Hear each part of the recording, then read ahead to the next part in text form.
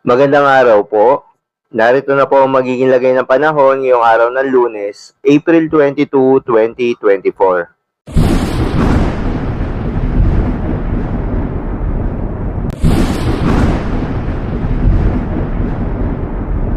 Sa kasalukuyan na tayong sa pag-asa, yung low pressure area na binabantayan sa labas ng ating Philippine Area of Responsibility ay patuloy pa rin nakakaapekto sa Southern Mindanao.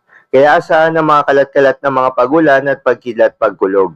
Mababa naman yung tsansa nitong low pressure area na maging isang ganap na bagyo. Samantala, itong ridge ng high pressure area ay patuloy namang nag-e-extend sa eastern section ng Northern Luzon.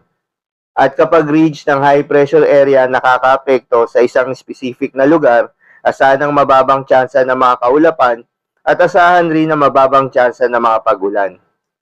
Para naman sa lagay ng panahon ngayong araw ng Lunes dito sa Luzon, dahil sa epekto nitong ridge ng high pressure area, asahan sa eastern section ng Northern Luzon ang mas mababang tsansa ng mga pagulan at partly cloudy to cloudy skies conditions.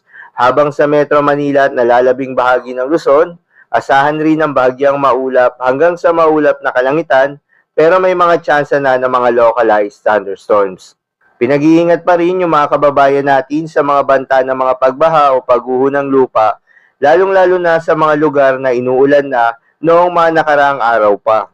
At sa nalalabing bahagi naman ng Mindanao at buong Kabisayaan, asahan ng bahagyang maulap hanggang sa maulap na kalangitan na may mga tsansa ng mga localized thunderstorms.